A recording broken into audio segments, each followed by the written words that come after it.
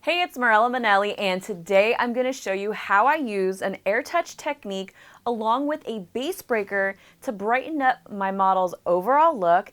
And I'm also going to share with you my magic formula on how I created this really beautiful opalescent lavender shade using all Kenra color. So stay tuned and check it out.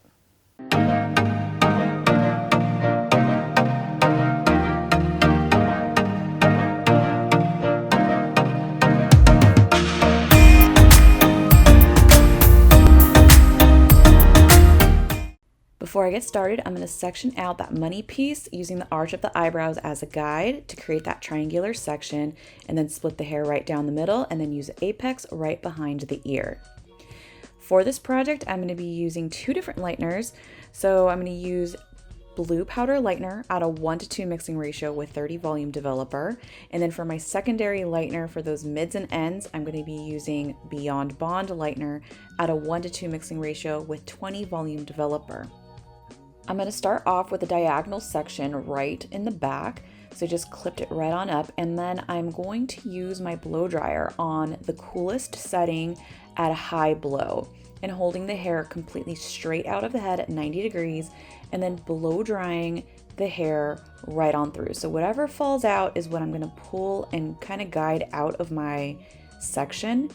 And then I'm going to be using a board along with a foil. So this is just to give me a little bit of extra tension going on. And then I'm going to apply my two different lighteners. So the reason why I'm going in with two different lighteners is because she does have previously lightened ends and she has a large grow out. So that's where I'm going to use that 30 volume blue powder, and I'm going to blend it into that Beyond Bond lightener. The reason why I love Beyond Bond over previously lightened hair is because it does have that dual bond technology that's going to help protect the hair as it's lifting. And I love the blue powder lightener as my power lifter. So this is where I'm kind of marrying those two lighteners together to kind of do two different jobs because I have two different palettes of hair that I'm working with here. So now I'm going to do the same thing to the other side, holding the hair straight out at a 90-degree angle, using my blow dryer to push through those hairs and then further guiding it through.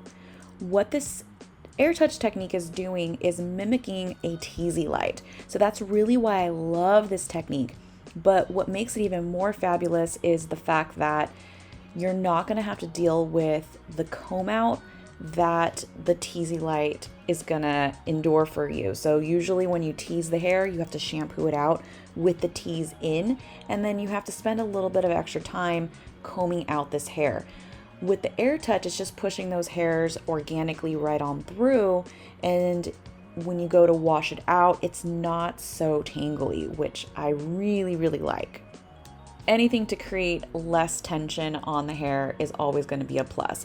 And since her hair is pretty long, I do like using the air touch versus the tease method, but not to hate on the tease whatsoever. I am going to be doing that to the top of her head a little later, and I'll kind of explain why when I get there. Now, once you get those two diagonal sections right in the back, I'm taking a horizontal section, and this is pretty much the pattern that I'm going to do right in the back. So each of my air touch sections are about 2 inches wide, and anytime I have a pretty wide triangle, I do like to weave out that bottom triangle that you saw that I did a little earlier, and then still taking that blue powder lightener, stroking it right on up, not too far into the root, because it's not really going to allow you, especially because you have that air touch technique and separation going on. And then I'm blending it right into the Beyond Bond lightener where she has those previously lightened ends. Now, a little trick here, you see I'm combing through that lightener on the ends, and that's just because her hair is pretty thick, and this is going to ensure proper saturation. So once I'm done with that section, again, I'm going to do another 2 diagonals on each side. So you can see I'm not really marrying the diagonals so much. I'm just more concerned with how much space am I comfortable with applying my lightener in. So if you have like a little awkward space in the center, that's totally fine. Just keep in mind, like whatever you're trying to create, if you want more lightness and more brightness, you're going to take thinner sections. If you want more depth, you're going to take wider sections. So this is kind of why I'm taking about, like I said, 2-inch wide sections. Some of them are about 1.5 inches, and I do get a little smaller sections as I work towards the top of the head. So I really like keeping the depth on the underside and then brightening it up as I get towards the top. Now you'll notice that I'm actually doubling up on my foils. I always run out of my rolled foils, so I don't really like to fold the hair right on up when I'm doing this technique. I personally just rather lay it nice and flat, and then I just fold up that bottom side and lay one more foil right on top with a total of 3 foils. A pro tip when doing the air touch technique is to make sure you're using a really powerful dryer. I personally like my Dyson Pro because of its really narrow nozzle and power of air that it pushes out. This is really the trick in what's going to allow for that hair to push right on through. I get asked all the time, how do you get the hair to push right on through? It literally has to do with the tension that you're applying when holding the hair out, and then also the airflow of your dryer. A little added tip to paint on your product evenly is using the right brush. So I personally like the Power Painter from Mar. The reason is because it covers a lot of area and it just gives me a nice seamless blend when I'm stroking up into that air touched section. So right where it starts to split, it just gives me a nice seamless blend, which I really, really like. And it allows me to literally power paint on this product. So keep in mind, this is kind of a marriage between a balayage and a teasy light all in one. So using a brush similar to something you would use to balayage with is going to be the best tool in this technique.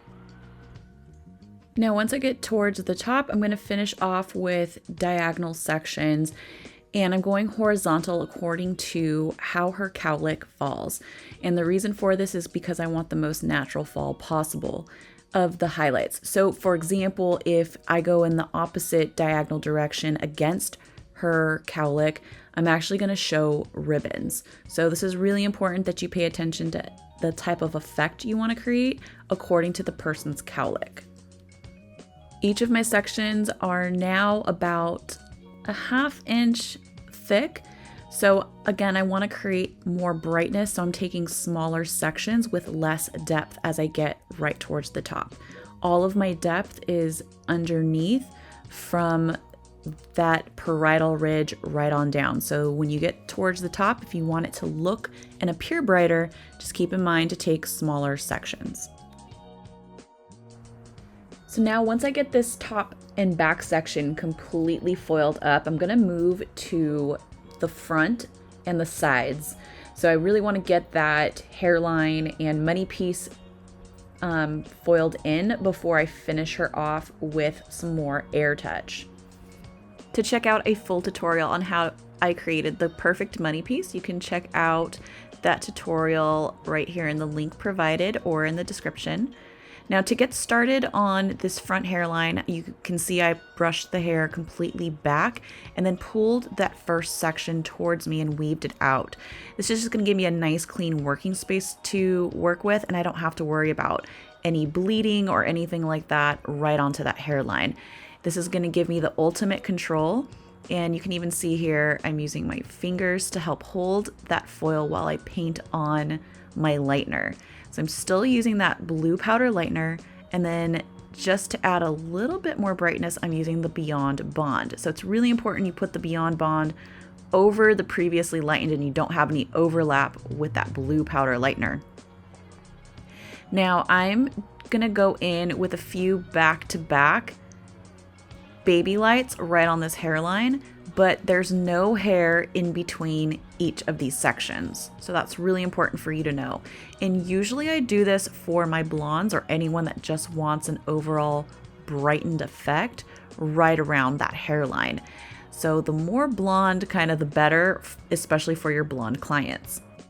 Now, after I get those two back-to-backs with no subsection in between, now I'm starting to incorporate that subsection. So I'm going in diagonally here, and there's a little bit of hair left over, and these are just baby lights, and I'm taking my lightener all the way to the root.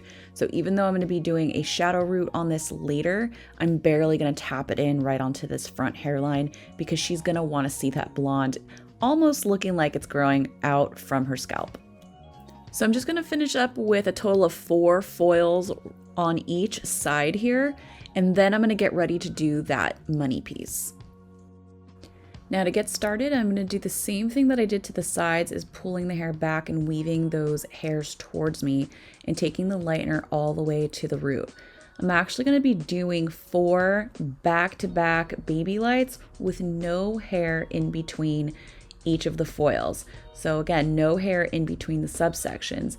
This is just going to give me a uneven looking type of root. Even though I am going all the way to the roots with my lightener, the effect that it creates looks a lot more natural than just going in with slices.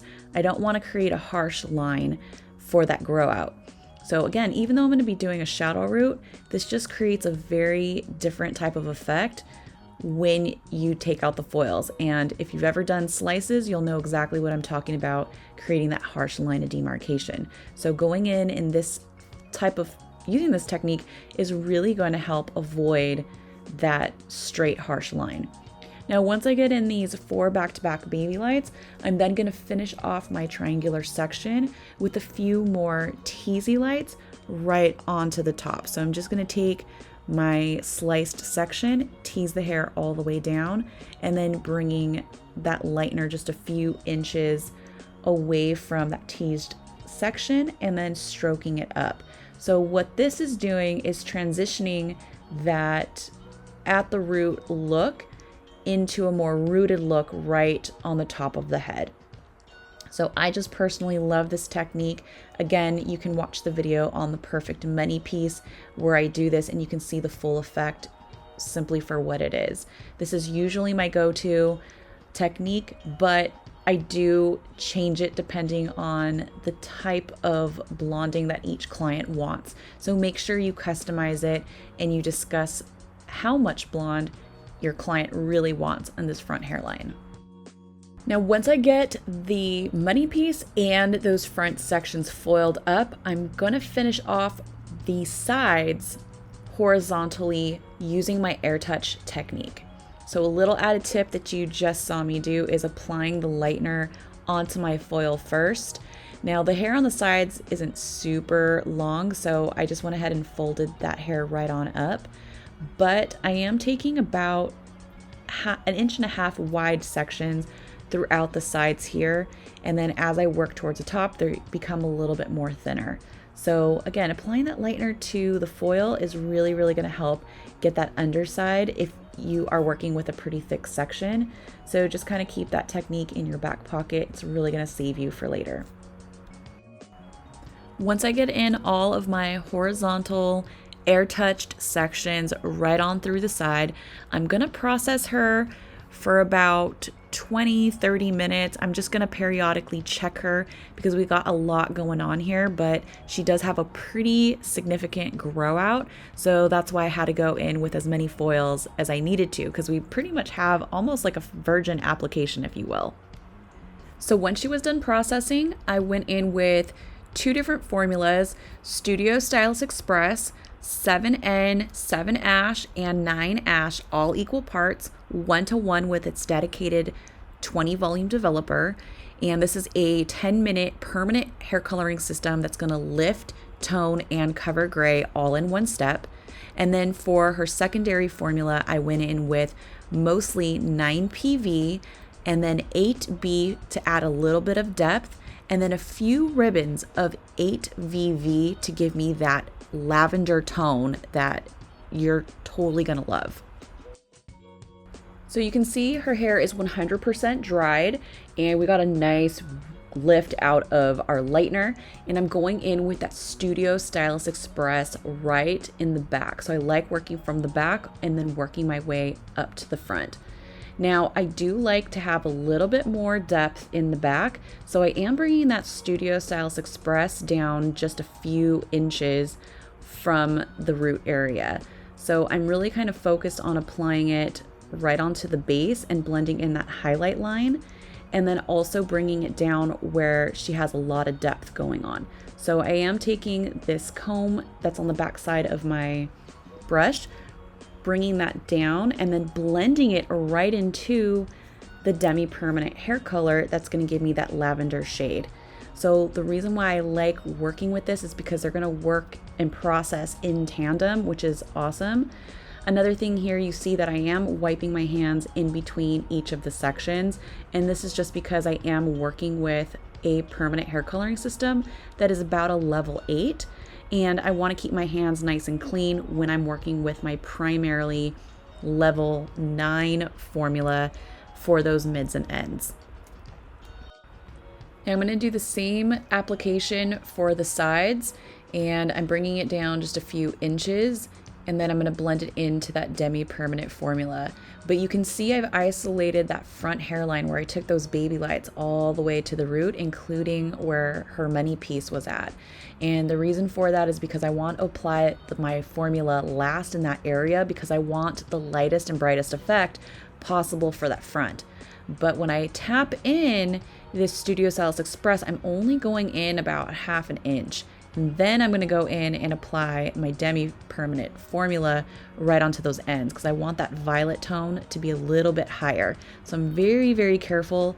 And like I said, it's the last thing I apply, and I'm only going to process her for a total of 10 minutes. Once she was done processing, I went in with my new favorite product, Pearl Detangler. It's going to give you lots of moisture and shine and combability. And then I gave her a really voluminous blowout, and then finished her off with volumizing powder right onto that root area, and just to give me a little bit of extra texture and volume.